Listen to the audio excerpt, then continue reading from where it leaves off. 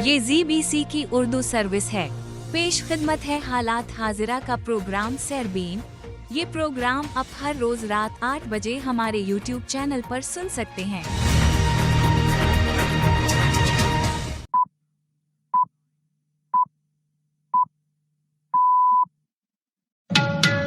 सनीचर 25 अक्टूबर के सरबीन से जावेद चौधरी का सलाम।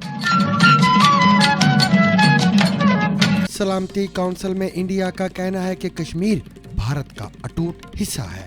Let me emphasize that the Union Territory of Jammu and Kashmir has been, is and will always be an integral and inalienable part of India. नई दिल्ली हकीकत को नहीं बदल सकता। पाकिस्तान का जवाब, Kashmir is not India's internal matter. It never was. It will never be. It is on the agenda of this very organizations. All UN document record it as disputed. Israel की तरफ से वापस की जाने वाले फलस्तीनियों की कुछ लाशों पर तशद्दुद और बदसलूकी के निशानात।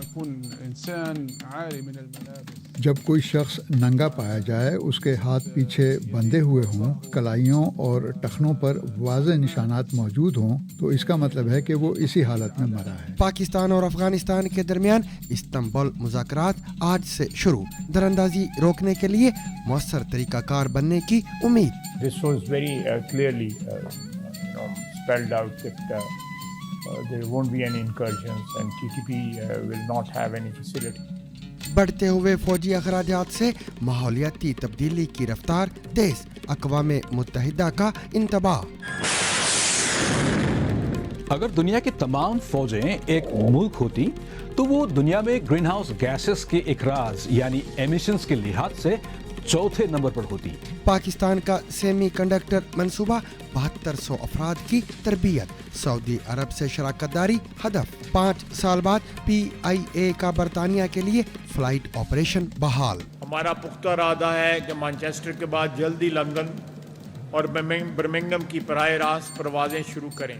जानिए नासा के खलाई मिशन की कमांड संभालने वाली पहली खातून खलाबाज कौन है। आइलिन कॉलिंस ने ख़वातीन की राह में आने वाली तमाम रुकावटों या ग्लास सीलिंग को एक बार जब तोड़ा तो फिर कभी पीछे मुड़कर नहीं देखा। उन्होंने नासा के स्पेस क्राफ्ट को उड़ाने और उसकी कमांडर के तौर पर काम करके तारीख रकम की। बिनाई से महरूम खातून इम्प्लांट की मदद से दोबारा पढ़ने के काबिल। नाकाबिले बयान, ज़बरदस्त। मैं मुतमईन हूँ।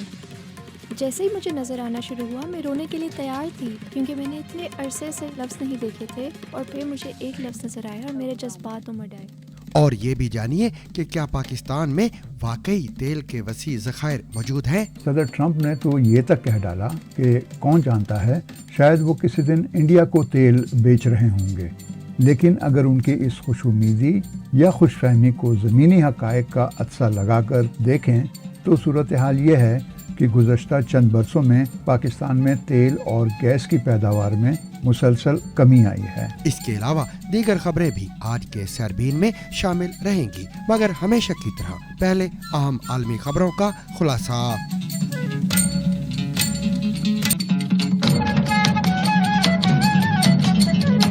सलामती काउंसिल में इंडिया के मुस्तकिल मंदूब ने कहा है कि रियासत जम्मू व कश्मीर इंडिया का अटूट हिस्सा है और वहाँ की आवाम जमहूरी रिवायात के तहत मिलने वाले बुनियादी हकूक़ से लुत्फ़ अंदोज़ हो रहे हैं। जबकि पाकिस्तान का कहना है कि मसला कश्मीर पर अक़वाम मुत्तहिदा की करारदादें मौजूद हैं और ये इंडिया का अंदरूनी मामला नहीं है। अक़वाम मुत्तहिदा की 80वीं सालगिरह के मौके पर सलामती काउंसिल में बहस के आगाज़ पर इंडिया के मुस्तकिल मंदूब परवाथा नीनी हारिश ने कहा कि रियासत जम्मू व कश्मीर इंडिया का नाकाबिल तक़सीम और अटूट हिस्सा था, है और रहेगा। उन्होंने कहा कि जम्मू व कश्मीर की आवाम इंडिया के आईन और जमहूरी रिवायात के तहत मिलने वाले बुनियादी हुकूक से लुत्फ़ अंदोज़ हो रहे हैं। हम जानते हैं ये सब पाकिस्तान के लिए नया है। इंडिया के मुस्तकिल मंदूब ने मज़ीद कहा कि हम पाकिस्तान से ये कहना चाहते हैं कि वो गैर कानूनी तौर पर कब्ज़ा किए गए इलाकों पर इंसानी हुकूक की खिलाफ वर्जियाँ बंद करे। Let me emphasize that the Union Territory of Jammu and Kashmir has been, is and will always be an integral and inalienable part of India. The people of Jammu and Kashmir exercise their fundamental rights in accordance with India's time-tested democratic traditions and constitutional framework. We of course know that these are concepts alien to Pakistan. We call upon Pakistan to end the grave and ongoing human rights violations in the areas illegally occupied by it. दूसरी जानिब अक़वाम मुत्तहिदा में पाकिस्तान के नुमाइंदे ने भारतीय मंदूब को जवाब देते हुए कहा कि कश्मीर इंडिया का अंदरूनी मामला ना कभी था, ना कभी है और ना होगा। पाकिस्तानी नुमाइंदा गुल कैसर सरवानी ने कहा कि अक़वाम मुत्तहिदा की तमाम दस्तावेज़ात में कश्मीर को मुतनाज़ तस्लीम किया गया है और नई दिल्ली की कोई भी तहरीफ, इनकार या ऑर्डर इस हकीकत को तब्दील नहीं कर सकता। Kashmir is not India's internal matter. It never was. It will never be. It is on the agenda of these very organizations. All UN document record it as disputed. No distortion, denial, no decree from New Delhi can change this reality. India must end its state terrorism and abide by its obligation under international law, including implementation of the United Nations Security Council resolutions on Jammu and Kashmir. उन्होंने कहा कि India अपनी रियासती दहशतगर्दी ख़त्म करे और बैनुल-अक़वामी क़वानीन के तहत अपने फ़राइज़ पूरे करे, जिनमें अक़वाम मुत्तहिदा की सलामती कौंसिल की करारदादों पर अमल दरामद भी शामिल है। पाकिस्तान के नुमाइंदे ने मज़ीद कहा कि इंडिया ने वादा किया था कि कश्मीर में अक़वाम मुत्तहिदा की निगरानी में राय शुमारी करवाई जाएगी, लेकिन वहाँ 9 लाख फ़ौज तैनात कर दी गई है। पाकिस्तान के नुमाइंदे ने इंडिया को जवाब देते हुए कहा कि आज़ाद कश्मीर पाकिस्तान के जमहूरी तर्ज़ हुक्मरानी और बुनियादी आज़ादियों के अज़म को ज़ाहिर करता है और वहाँ के अवाम अपने रहनुमाओं को खुद मुंतखब करते हैं और अपने मामलात खुद चलाते हैं। याद रहे कि पाकिस्तान के ज़ेर इंतज़ाम कश्मीर में सितंबर के आखिर में मुज़ाहरे हुए थे, जिनकी काल ताजरों और आम आवाम पर मुश्तमिल नुमाइंदा तंजीम जॉइंट एक्शन कमेटी ने दी थी। एक्शन कमेटी ने 38 नुकाती मुतालबात में हुकूमती अखराजात में कमी, मुफ्त सेहत और तालीम की सहूलियात की फराहमी, बैनुल-अक़वामी हवाई अड्डे की तामीर समेत कानून साज असम्बली की नशिस्तों के तरीक़ाकार में तरमीम शामिल थी। गजा के नासिर हस्पताल के डॉक्टरों ने इंकशाफ किया है कि इसराइल की जानिब से जंग बंदी के दौरान वापस की जाने वाली फ़लस्तीनियों की कई लाशों पर तशद्दुद और बदसलूकी के वाज़े निशानात पाए गए हैं। तिब्बी अमले का कहना है कि वसाइल की शदीद कमी के बाइस ये शिनाख्त करना इंतहाई मुश्किल हो गया है कि ये अफराद कौन थे और इन्हें किन हालात में हलाक किया गया। इसराइली फ़ौज का मौक़िफ़ है कि वो बैनुल-अक़वामी कानून के मुताबिक काम करती है और इसकी कार्रवाइयाँ अस्करी अहदाफ तक महदूद रहती हैं। BBC की मशरक़ वस्ता की इनामा निगार लूसी विलियमसन ने इस मामले पर हस्पताल के डॉक्टरों, हुकाम और फ्रांसिक माहिरीन से बात की है, जिनकी रिपोर्ट आलिया नाज़की पेश कर रही हैं। बेनाम लाशें जिन्हें रिश्तेदारों की गैर मौजूदगी में दफनाया गया, एक ऐसी तदफीन जिसका कोई इख्तिताम नहीं। इसराइल से वापस भेजी गई 54 लाशों की इज्तिमाई तदफीन जिन्हें न किसी ने पहचाना न किसी ने दावा किया। एक ऐसी जगह जहां पोस्टमार्टम या DNA टेस्ट्स नहीं होते, वहां एक झंडा ही वक़ार की अलामत है। जंग में लापता अफराद के घर वाले यहाँ जमा हैं, ये जाने बगैर कि वो किसी अजनबी को दफन कर रहे हैं या अपने भाई, बेटे या भतीजे को। हम अपनी बहन के बेटे को ढूंढ रहे हैं। हर रोज मैं इसके साथ आती हूँ ताकि किसी लाश को पहचान सके, मगर कोई निशानी नहीं मिलती कि वो वही है। अगर DNA टेस्टिंग होती तो हमें पता चल जाता। जंगबंदी के दौरान नासिर हस्पताल लाई गई तकरीबन 200 लाशों में से सिर्फ 50 के करीब की शिनाख्त हो सकी है। पोस्टमार्टम या DNA टेस्ट करने की सहूलत न होने की वजह से इस हफ्ते डॉक्टर्स ने घर वालों से कहा कि वो डेड बॉडीज में से अपने प्यारों को पहचानने की कोशिश करें, जिनमें से कई जिस्म पर बगैर किसी कपड़े, सड़े हुए और ऐसे निशानात के साथ थीं जो माहिरीन के मुताबिक तशद्दुद की अलामत हैं। जब कोई शख्स नंगा पाया जाए, उसके हाथ पीछे बंधे हुए हों, कलाइयों और टखनों पर वाज़े निशानात मौजूद हों, तो इसका मतलब है कि वो इसी हालत में मरा है। इसी तरह जिस्म पर मुतअद्दिद चोटें, खराशें और निशानात जाहिर करते हैं कि उन्हें आंखों पर पट्टियां बांध कर रखा गया था। ان میں سے کچھ تصاویر میں باڈیز کے ہاتھ پاؤں پر گہرے نشانات اور کیبل ٹائز نظر آتی ہیں اور دوسری چوٹیں بھی، مگر یہ جاننا کہ ان لوگوں کے ساتھ موت سے پہلے کیا ہوا اور یہ زخم لڑائی کے دوران لگے یا کسی زیادتی کی وجہ سے ہمیشہ آسان نہیں ہوتا۔ ہم نے یہ تصاویر کئی فورینسک ماہرین کو دکھائیں جنہوں نے کہا کہ ان میں ایسے سوالات اٹھتے ہیں جن کا جواب پوسٹ مارٹم کے بغیر مشکل ہے۔ انسانی حقوق کے گروہ اور اندرونی ذرائع کہتے ہیں کہ بہت سے قیدیوں کو جن پر کوئی الزام بھی نہیں تھا اسرائیلی جیلوں میں باندھ کر رکھا گیا، خاص طور پر جنگ کے آغاز پر۔ غزہ کے زیر حراست افراد کے ہاتھ مسلسل بندھے اور ہتھکڑیوں میں جکڑے رہتے تھے۔ ان کی آنکھیں ہر وقت ڈھکی رہتی تھیں، 24 گھنٹے، ہفتے کے 7 دن، کئی مہینوں تک۔ ہتھکڑیوں میں بندھے رہنے سے لوگوں کی جلد، ہاتھوں اور ٹانگوں پر شدید انفیکشن ہو گئی تھی۔ اسرائیلی فوج کہتی ہے کہ اب تک جو لاشیں واپس بھیجی گئی ہیں وہ سب فائٹرز تھے۔ وہ کسی لاش کو باندھنے کی تردید کرتے ہیں۔ اسرائیل بلا شبہ غزہ کے اندر کسی بھی کارروائی کے سلسلے میں بین الاقوامی قانون کی مکمل پاسداری کرتا ہے۔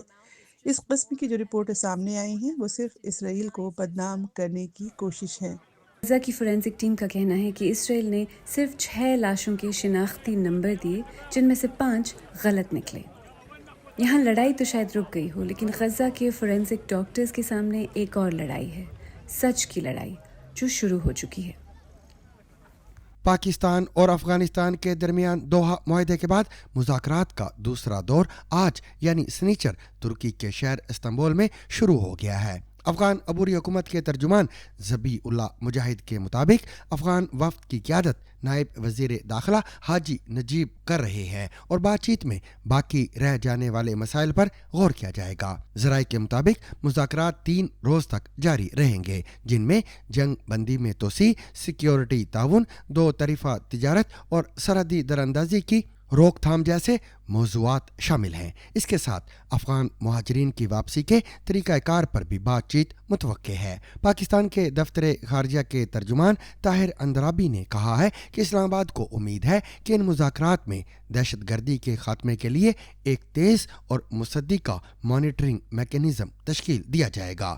انہوں نے مزید کہا کہ 19 اکتوبر کو قطر میں ہونے والا پاکستان افغانستان معاہدہ خطے میں امن و استحکام کی جانب ایک اہم پیش رفت تھا اور استنبول مذاکرات اس عمل کو مزید آگے بڑھائیں گے۔ دوسری جانب سیکیورٹی خدشات کے باعث دونوں ممالک کے درمیان تجارتی سرگرمیاں تاحال معطل ہیں۔ فیڈرل بورڈ آف ریونیو یعنی FBR کے مطابق سرحدی بندش سے قبل 363 ٹرک کلیئر کیے جا چکے ہیں، جبکہ درجنوں ٹرک تورخم، لنڈی کوتل اور چمن بارڈر پر پھنسے ہوئے ہیں۔ دفتر خارجہ کے مطابق افغان ٹرانزٹ ٹریڈ ابھی فی الحال معطل ہے اور سیکیورٹی صورتحال کو بہتر ہونے تک بحال نہیں کی جائے گی۔ ترجمان نے واضح کیا کہ پاکستانیوں کی جانیں کسی بھی تجارتی مفاد سے زیادہ قیمتی ہیں۔ واضح رہے کہ پاکستان الزام لگاتا رہا ہے کہ افغانستان میں موجود تحریک طالبان پاکستان یعنی TTP کے خلاف مؤثر کارروائی نہیں کی جاتی، اس لیے پاکستان نے افغان سرزمین پر مخصوص اہداف کو نشانہ بنایا ہے۔ اسلام آباد نے افغان مصنوعات کے لیے تجارتی راہداری بھی بند کر دی ہے اور ملک میں غیر قانونی طور پر مقیم افغان مہاجرین کے خلاف کریک ڈاؤن بھی جاری ہے۔ تاہم تجزیہ کاروں کا کہنا ہے کہ پاکستان کے یہ اقدامات ابھی تک کابل کو TTP کے خلاف فیصلہ کن کارروائی پر آمادہ نہیں کر سکے۔ اس کی وجوہات کیا ہیں؟ جانیے اس رپورٹ میں، جسے پیش کر رہی ہے سارہ حسن۔ پاکستان اور افغانستان کے تعلقات کبھی بھی مثالی نہیں رہے ہیں۔ پاکستان کہتا ہے کہ افغانستان میں موجود تحریک طالبان پاکستان سے جڑے شدت پسند سرحد پار کر کے پاکستان آتے ہیں اور سیکورٹی فورسز اور عام شہریوں کو ٹارگٹ کرتے ہیں۔ پاکستان کہتا ہے کہ افغانستان میں موجود تحریک طالبان پاکستان کے خلاف مؤثر کارروائی نہ کرنے کی وجہ سے پاکستان نے افغانستان کے اندر ٹارگٹ کو نشانہ بنایا ہے، افغان پروڈکٹس کے لیے ٹریڈ کوریڈور بند کیا ہے اور پاکستان میں رہنے والے اللیگل افغان مہاجرین کے خلاف بھی کریک ڈاؤن شروع کر رکھا ہے۔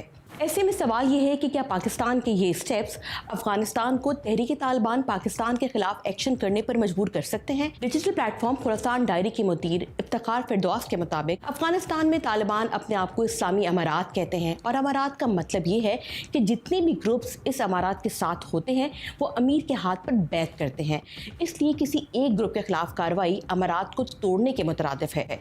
वो कहते हैं कि इस तरह की कोई भी कार्रवाई अफगान तालिबान के गवर्नेंस मॉडल के लिए खुद खतरा बन जाएगी, इसलिए वो टीटीपी के खिलाफ कोई कार्रवाई नहीं कर सकते। तो क्या अफगान तालिबान टीटीपी पर असर रसूख भी रखते हैं? Institute of strategic studies Islamabad से वाबस्ता तजियाकार अमीना खान कहती हैं कि अफगान तालिबान का टीटीपी पर अच्छा खासा इन्फ्लुएंस है और माजी में ही उन्हीं के कॉपरेशन से पाकिस्तान हुकूमत और टीटीपी के दरमियान मुज़ाकरात और उसके बाद सीज फायर हुई थी, लेकिन अब सिचुएशन कदरे मुख्तलिफ है। उन्होंने कहा कि टीटीपी के खिलाफ ज्यादा कार्रवाई अगर करते हैं तो वो दाइश अल खुरासान को ज्वाइन कर सकते हैं, जो अफगान तालिबान के लिए एक बड़ा खतरा है। तो इस तंग गली से निकलने का रास्ता क्या है? चूंकि अफगानिस्तान की सरहद से मुतसिल पाकिस्तान के सूबे खैबर पख्तूनख्वा और बलूचिस्तान में हुकूमत तेलो गैस और मादनियात में सरमायाकारी बढ़ाना चाहती है, इसलिए सरहद पर अमन होना बहुत जरूरी है। लेकिन तजियाकारों के ख्याल में पाकिस्तान को अपनी अफगान पॉलिसी पे भी नजरसानी करना चाहिए। न्यूयॉर्क में वकील तजियाकार जहांगीर खट्टक के मुताबिक पहले पाकिस्तान अफगान तालिबान को तस्लीम करवाने के लिए दुनिया भर में लॉबिंग कर रहा था, फिर अब पाकिस्तान खुद ये कहता है कि तालिबान की हुकूमत अफगान अवाम की नुमाइंदा हुकूमत नहीं है। इस सूरत हाल में मसाइल बढ़ते हैं, हल नहीं होते। तजियाकार अमीना खान के मुताबिक अफगान तालिबान को भी ये इंतखाब करना होगा कि उन्हें दुनिया के साथ चलना है या टीटीपी का साथ देना है। अगर अफगान तालिबान ये चाहते हैं कि दुनिया उन्हें तस्लीम करे तो उन्हें टेररिज्म के खिलाफ संजीदा किरदार अदा करना होगा और पाकिस्तान के लिए भी जरूरी है कि वो जहरियत के बजाय मसाइल को बातचीत के जरिए हल करे। अक़वाम मुत्तहिदा की एक ताज़ा रिपोर्ट में कहा गया है कि दुनिया भर में बढ़ते हुए फौजी अखराजात माहौलियाती तब्दीली यानी क्लाइमेट चेंज को मज़ीद तेज कर सकते हैं। रिपोर्ट के मुताबिक जैसे जैसे आलमी तनाज़ात में इजाफा हो रहा है, वैसे ही दिफाई बजट और कार्बन के अखराज में भी इजाफा देखा जा रहा है। माहिरीन ने खबरदार किया है कि जंगों और हथियारों पर बढ़ते हुए अखराजात के बाइस माहौल के तहफ़्फ़ुज़ और क्लाइमेट चेंज से निमटने के मंसूबों के लिए मुख्तस फंड्स कम हो रहे हैं। इस बारे में रिपोर्ट पेश कर रहे हैं BBC वर्ल्ड सर्विस के माहौलियात के नामानिगार नवीन सिंह खड़का। अगर दुनिया की तमाम फौजें एक मुल्क होती तो वो दुनिया में ग्रीन हाउस गैसेस के इखराज यानी एमिशंस के लिहाज से चौथे नंबर पर होती, चीन, अमेरिका और इंडिया के बाद। ये बात 2022 में यूके में होने वाली रिसर्च में सामने आई है और सोचिए तब से अब तक हालात और बुरे हुए हैं। यूएन ने अब कहा है कि दुनिया भर में फौजी एक्टिविटीज आलमी सतह पर 7% एमिशंस का बाइस बनती हैं और गैसेस का ये इखराज बहुत तेजी से बढ़ रहा है। पिछले साल दुनिया भर में फौजी एक्सपेंडिचर 27 खरब डॉलर तक पहुंच गया था और ये भी बहुत तेजी से बढ़ रहा है, जो कि सर्द जंग के खात्मे के बाद से अब तक रिकॉर्ड इजाफा है। यूरोप और मिडिल ईस्ट के साथ 100 से ज्यादा कंट्रीज अपने असलाह फिर से बढ़ा रहे हैं, लेकिन ये खर्चे कार्बन की कीमत पर हो रहे हैं। 2021 और 2023 के दरमियान नेटो के मुमालिक ने अपने दिफाई अखराजात में इजाफा किया। इस दौरान फौजी एमिशंस में 3 करोड़ टन का इजाफा हुआ। ये सड़कों पर 80 लाख गाड़ियां बढ़ाने के बराबर हैं। अमेरिका की तरफ से नेटो की मेंबर कंट्रीज पर दबाव है कि वो जल्द ही इससे भी ज्यादा खर्च करें। एक्सपर्ट्स का कहना है कि असली चैलेंज हेवी वेपन्स को डिकार्बनाइज करना है, जैसे कि टैंक्स, वॉरशिप्स, सबमरीन्स और फाइटर जेट्स, जो हर साल आलमी सतह पर सबसे ज्यादा फ्यूल इस्तेमाल करते हैं। अमेरिका दुनिया में फौज पर सबसे ज्यादा खर्च करता है। जब उनसे डिकार्बनाइजेशन के बारे में पूछा गया तो पेंटागन के स्पोक्सपर्सन ने BBC को बताया, हम माहौलियाती तब्दीली के प्रोग्राम्स और इनिशिएटिव्स को खत्म कर रहे हैं, जो महकमे की बुनियादी जंगी मिशन से मेल नहीं खाता। नेटो ने जवाब नहीं दिया, मगर माहिरीन का मानना है कि इन बढ़ती एमिशंस का मुकाबला करने के लिए जो स्टेप्स लिए जा रहे हैं वो काफी नहीं है। एक और तशवीश भी है। माहिरीन ने खबरदार किया है कि जैसे जैसे दिफाई बजट बढ़ता है, क्लाइमेट का प्रोटेक्शन कम होता है متعدد شمالی ممالک اور مغربی یورپی ممالک بین الاقوامی تعاون کے لیے دیے جانے والے بجٹ میں کٹوتی کر رہے ہیں اور اس کو دفاعی بجٹ میں شامل کر رہے ہیں، اور کچھ ممالک اپنی امداد بھی کاٹ رہے ہیں، جس سے کمزور ممالک کے پاس سیلاب، جنگل کی آگ اور سمندروں کی بڑھتی سطح سے بچنے کے لیے مدد اور کم ہو جائے گی۔ جنگوں کی وجہ سے بھی ماحولیاتی نقصان ہوتا ہے۔ اس کا ایگزیکٹ اندازہ لگانا تو مشکل ہے، مگر اس کے اثر کا کچھ اندازہ لگایا جا سکتا ہے۔ روس اور یوکرین کی جنگ کے پہلے 2 سالوں میں 17.5 crore tons green house gases کا اخراج ہوا تھا۔ یہ اس سے بھی زیادہ ہے جتنا نیدرلینڈز پورے سال میں کرتا ہے۔ اور اسرائیل اور غزہ کے جنگ کے دوران جتنا ایمیشنز ہوا وہ 36 ممالک کے سالانہ ایمیشنز سے زیادہ ہے۔ دنیا بھر میں فوجیں اصرار کر رہی ہے کہ انہیں خطروں سے بچنے کے لیے اپنی کیپیسٹی بڑھانی ہے اور اپنے اتحادیوں کو مزید اسلحہ دینا ہے، لیکن اب تو خود ماحولیاتی تبدیلی ایک سیکیورٹی تھریٹ کے طور پر دیکھی جا رہی ہے۔ اسلحہ سازی میں سرمایہ کاری بڑھانے سے کلائمیٹ سے جڑے انسانی وجود کو درپیش خطرات کا حل نہیں ہوگا، جن کا ہم سب کو اس سیارے پر سامنا ہے۔ حالیہ عدم توازن کو حل کرنا ضروری ہے۔ سیلاب، خشک سالی اور جنگلوں میں لگی آگ سے خوراک، پانی اور زراعت میں کمی آ سکتی ہے اور غریبی بڑھ سکتی ہے۔ اس سے سماجی بدامنی جیسے مظاہرے، لوٹ مار، غیر قانونی مائیگریشن اور وسائل کے لیے جنگ کا خطرہ ہو سکتا ہے، اور اس سے ایک ویسیس سرکل بن جاتا ہے۔ فوجیں دنیا میں بڑھتے سیکیورٹی خدشات سے نپٹنے کے لیے تیاری کر رہی ہیں، مگر اس سے ایمیشنز ہوتے ہیں جو مزید ماحول کے لیے خطرہ بن جاتا ہے۔ پاکستان نے سیمی کنڈکٹر کی مقامی صنعت کو فروغ دینے کے لیے انسپائر کے نام سے ایک 5 سالہ منصوبہ شروع کیا ہے، جس کے تحت 7200 نوجوانوں کو جدید انٹیگریٹڈ سرکٹ، IC ڈیزائن اور ریسرچ کی تربیت دی جائے گی۔ اس منصوبے کو خصوصی سرمایہ کاری سہولت کونسل یعنی SIFC اور وزیر اعظم پاکستان کی حمایت حاصل ہے۔ وفاقی وزیر IT شیزہ فاطمہ خواجہ کے مطابق پاکستان کا مقصد سعودی عرب اور دیگر خلیجی ممالک کے ساتھ ہائی ٹیک شعبوں میں شراکت داری قائم کرنا ہے تاکہ ملک عالمی سپلائی چین میں اپنی جگہ بنا سکے۔ منصوبے کے تحت 9 یونیورسٹیوں میں کلسٹرز اور 6 جدید لیبارٹریز قائم کی جائیں گی۔ ماہرین کا کہنا ہے کہ اگرچہ چپ فیبریکیشن فی الحال ممکن نہیں، مگر پاکستان فیبلیس انڈسٹری یعنی ڈیزائن اور ریسرچ کے ذریعے عالمی منڈی میں قدم جما سکتا ہے۔ پاکستان انٹرنیشنل ایئر لائن یعنی PIA نے 5 سال بعد برطانیہ کے لیے فضائی آپریشن بحال کر دیا ہے۔ سنیچر کے روز پہلی پرواز اسلام آباد سے مانچسٹر کے لیے روانہ ہوئی۔ ابتدائی مرحلے میں مانچسٹر کے لیے ہفتے میں 2 پروازیں چلائی جائیں گی، جبکہ دوسرے مرحلے میں لندن اور برمنگھم کے درمیان پروازیں شروع کی جائیں گی۔ وزیر دفاع خواجہ آصف نے اس موقع پر کہا کہ 5 سال بعد برطانیہ کے لیے فلائٹ آپریشن کا آغاز خوش آئند ہے۔ اس کے لیے سخت محنت کی گئی ہے اور حکومت کی کوشش ہے کہ PIA کو ایک منافع بخش ادارہ بنایا جائے۔ ہم اندرونی طور پہ PIA کو ایک منافع بخش ادارہ بنانے کے لیے پرعزم ہیں۔ ہمارا پختہ ارادہ ہے کہ مانچسٹر کے بعد جلد ہی لندن اور برمنگھم کی براہ راست پروازیں شروع کریں۔ ہمارا مقصد PIA کے عالمی نیٹ ورک کو بحال کرنا، اسے مزید وسیع کرنا کہ ہم سب مل کر PIA کو اس کے کھوئے ہوئے مقام پر واپس لے کے آئیں گے۔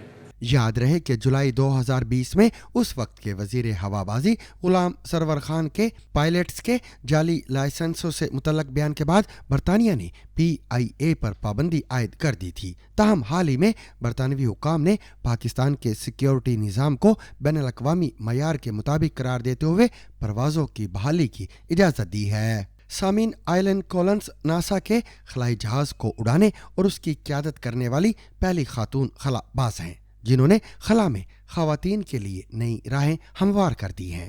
اب ان کی زندگی اور کارناموں پر ایک دستاویزی فلم اسپیس وومن بنائی جا رہی ہے، جو ان کے غیر معمولی سفر اور خلائی مشنوں میں خدمات کو اجاگر کرے گی۔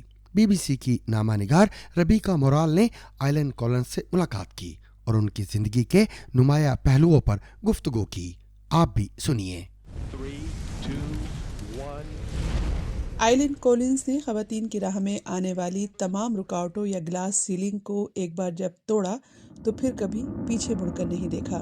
उन्होंने नासा के स्पेस क्राफ्ट को उड़ाने और उसकी कमांडर के तौर पर काम करके तारीख रकम की। आइलिन कॉलिंस की ज़िंदगी पर स्पेस वुमन नामी एक डॉक्यूमेंट्री फिल्म बन रही है और हमने लंदन के साइंस म्यूज़ियम में उनसे मुलाकात की। तकरीबन 9 बरस की उम्र में एक दिन मैं एक मैगज़ीन में जेमिनाई एस्ट्रोनॉट्स के बारे में एक आर्टिकल पढ़ रही थी। तभी मैंने सोचा ये तो ज़बरदस्त पेशा है, मैं भी यही करना चाहती हूँ। उस वक्त इस पेशे में एक भी खातून नहीं थी, लेकिन फिर भी मैंने सोचा मैं लेडी खलाबाज बनूंगी। लेकिन इस 9 साल की बच्ची के अज़ाइम और ख्वाब इससे भी बड़े थे। वो स्पेस क्राफ्ट को कंट्रोल भी करना चाहती थी। उन्हें पहली बार 1995 में एक खलाई मिशन पर पायलट की हैसियत से भेजा गया। स्पेस शटल की पहली खातून पायलट के तौर पर मैं नहीं चाहती थी कि लोग कहें कि देखो एक खातून ने ये गलती की है, क्योंकि ये सिर्फ मेरी सलाहियत की ही बात नहीं थी, बल्कि उन सारी खवातीन की सलाहियत की बात भी थी जो मेरे बाद इस प्रोफेशन में आने वाली थी।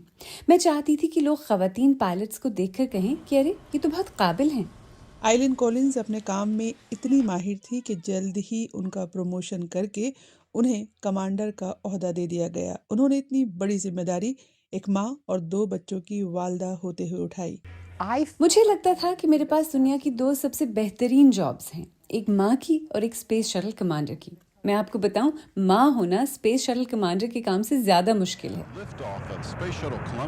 लेकिन 2003 में एक शटल प्रोग्राम ने खौफनाक नाकामी का सामना किया।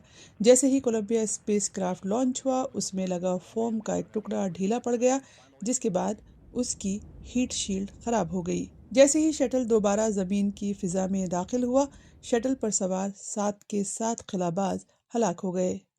2 बरस बाद आइलिन कॉलिंस का इंतखाब इससे अगले मिशन के कमांडर के तौर पर किया गया, लेकिन उनकी क़यादत में लॉन्च होने वाले शटल को भी इसी तरह के अफसोसनाक तजुर्बे का सामना हुआ। शटल की कुछ फॉर्म टूट गई, लेकिन किसी को नहीं मालूम था कि किस तरह का डैमेज हुआ है।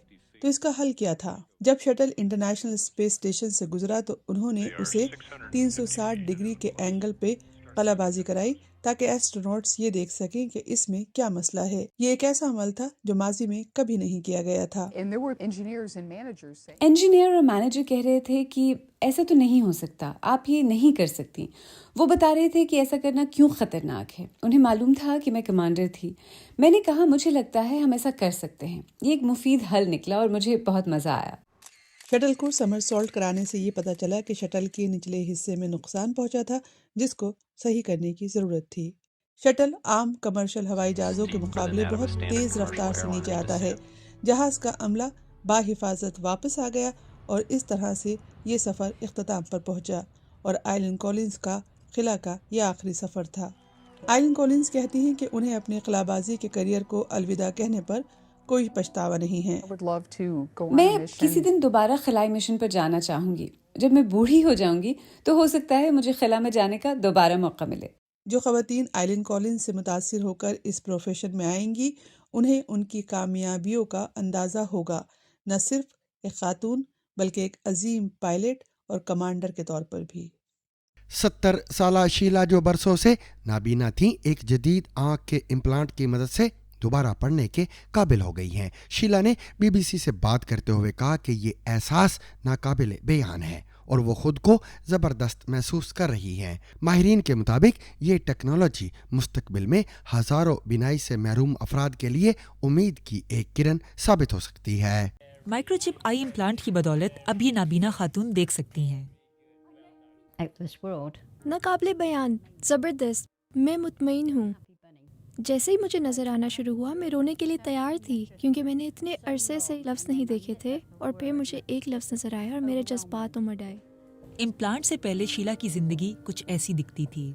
ان کو بڑی ایج میں لاحق ہونے والی بیماری ڈرائی ایج ریلیٹڈ میکولر ڈیجنریشن ہے، یعنی ان کی آنکھوں میں کچھ خلیوں کو نقصان پہنچا ہے اور انہوں نے کام کرنا چھوڑ دیا ہے، لیکن جیسے ہی وہ یہ اینک لگاتی ہیں سب کچھ بدل جاتا ہے۔ ایک ویڈیو فیڈ اس چپ تک جاتی ہے جو ان کی آنکھوں کے ریٹنا یا پردہ بصارت کے نیچے امپلانٹ کی گئی ہے۔ یہ مائکرو چپ انسانی بال جتنی باریک ہے۔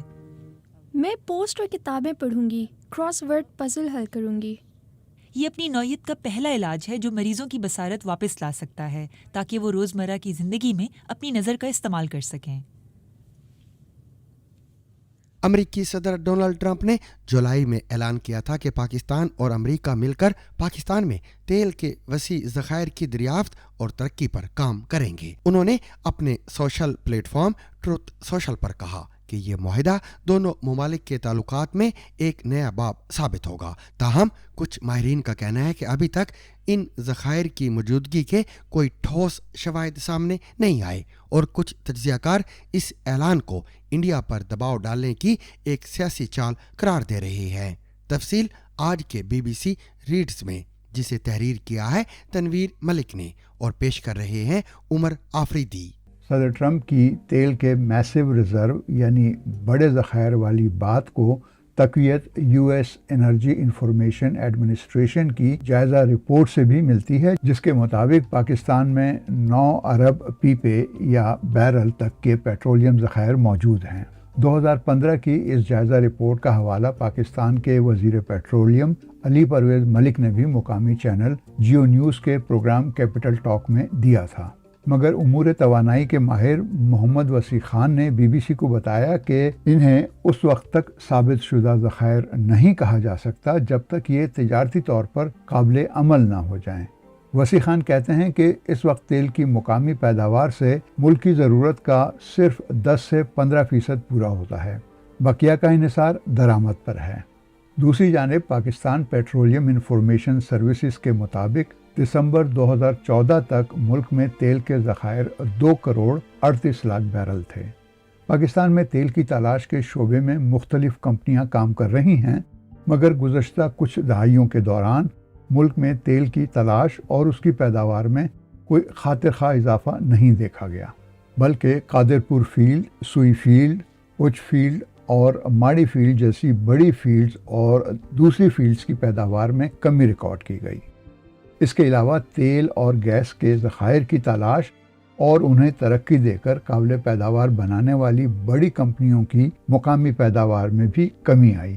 محمد وسیع کے مطابق ماضی میں تیل کی تلاش میں زیادہ کامیابی نہ ملنے کی وجہ سے اس شعبے میں سرمایہ کاری اور درکار ٹیکنالوجی کی کمی ہے، اور امریکی صدر کے اعلان سے ایسا لگتا ہے کہ امریکہ پاکستان میں تیل کے ذخائر ڈھونڈنے اور انہیں پیداوار کے قابل بنانے کا کام کسی بڑی آئل کمپنی کو سونپے گا۔ وزیر پیٹرولیم پرویز ملک کے مطابق آف شور یعنی سمندر میں تیل اور گیس کی تلاش کے لیے انڈس بیسن میں 26 بلاکس اور مکران بیسن کے 14 بلاکس کی نیلامی کے لیے ملکی اور بین الاقوامی کمپنیوں سے اکتوبر تک ایکسپریشن آف انٹرسٹ جمع کروانے کو کہا گیا تھا، جبکہ آن شور یا زیر زمین تیل کی تلاش کے لیے 33 بلاک نیلام کیے جائیں گے۔ ان کے بقول امریکہ، ترکی، چین اور کویت کی کمپنیاں پاکستان آ کر کام کرنا چاہتی ہیں۔ پاکستان کو سمندر میں تیل اور گیس کی تلاش میں اب تک خاطر خواہ کامیابی نہیں ملی ہے۔ جہاں تک ملک میں تیل کی تلاش کے لیے جاری کوششوں کا تعلق ہے تو یہ کام چاروں صوبوں میں ہو رہا ہے۔ ماہرین کے مطابق اس سلسلے میں سب سے زیادہ کام سندھ میں جاری ہے۔ پاکستان کریڈٹ ریٹنگ ایجنسی کی رپورٹ کے مطابق اس وقت سندھ میں تیل اور گیس کے 247، پنجاب میں 33، خیبر پختونخوا میں 15 اور بلوچستان میں 4 کنوؤں پر کام جاری ہے یا مکمل ہو چکا ہے، یعنی تیل اور گیس نکالے جانے کے بعد اب وہ ڈرائی ہیں۔ ماہر توانائی ڈاکٹر عافیہ کے مطابق تکنیکی طور پر دیکھا جائے تو اس وقت بلوچستان اور خیبر پختونخوا میں کوئی خاص کام نہیں ہو رہا، جس کی بنیادی وجہ سیکیورٹی خدشات، ٹیکس اور ریونیو سٹرکچر وغیرہ ہیں۔ ان کے مطابق صوبوں کو ریونیو شیئرنگ میں زیادہ حصہ دے کر انہیں سیکیورٹی کی ذمہ داری پورا کرنے کے لیے کہا جا سکتا ہے۔ پاکستان میں oil and gas development company نے خیبر پختونخوا میں ستمبر 2021 میں ضلع لکی مروت کے علاقے بٹنی اور جون 2022 میں माड़ी पेट्रोलियम कंपनी ने बन्नू वेस्ट ब्लॉक में तहसील इशेवा में गैस और तेल के बड़े ज़खायर दरियाफ्त किए थे, जो इस ज़िम्न में आखिरी बड़ी दरियाफ्त थी। पेट्रोलियम डिवीज़न के पार्लिमानी सेक्रेटरी मियां खान बुगटी ने BBC को बताया कि इस सिलसिले में सिंध में काफ़ी काम हो रहा है, जबकि बलूचिस्तान और खैबर पख्तूनख्वा में तेल के ज़खायर मौजूद हैं जिन्हें हुकूमत निकालने के लिए काम कर रही है। सदर ट्रंप के ऐलान के बारे में उन्होंने कहा कि अभी कुछ कहना क़ब्ल-अज़-वक़्त होगा। पाकिस्तान में क्या किसी अमरीकी कंपनी ने पहले कभी तेल की तलाश का काम किया है? इस सवाल के जवाब में वसी खान ने बताया कि माजी में कई अमरीकी कंपनियां पाकिस्तान में सरगर्म रही हैं। ख़ासतौर पर ऑक्सीडेंटल पेट्रोलियम और यूनियन टेक्सास ने तेल की तलाश और तरक्याती सरगर्मियों में अहम किरदार अदा किया है। अमरीकी शराकत के चीनी सरमायाकारी पर असरात के बारे में वसी खान का कहना था कि इस पेशरफ्त को मुस्बत तजारती तनाजुर में देखा जाना चाहिए, क्योंकि पाकिस्तान के तवानाई के शोबे में बैनुल-अक़वामी ताउन में इजाफा मज़ीद सरमायाकारी, जदीद टेक्नोलॉजी और सेहतमंद मुकाबले को फ़रोग़ दे सकता है।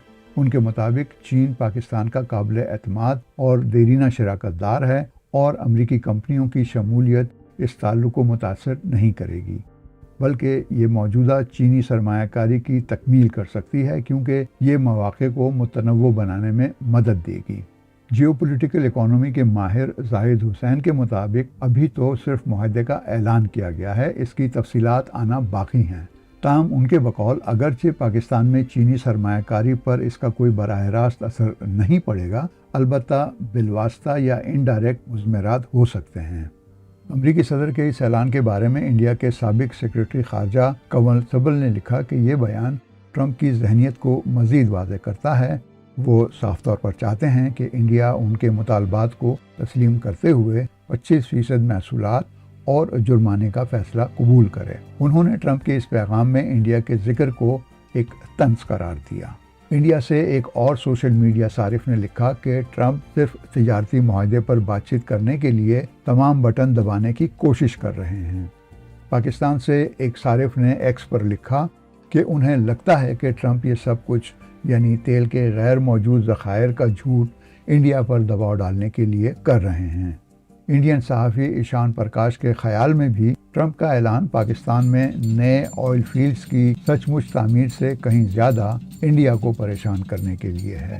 और सामीन, इसके साथ ही आज का सैरबीन अपने इख्तिताम को पहुंचा। मुझे और मेरी पूरी टीम को कल तक के लिए इजाज़त दीजिए, लेकिन इजाज़त लेने से कबल अब तक की खास खबरें।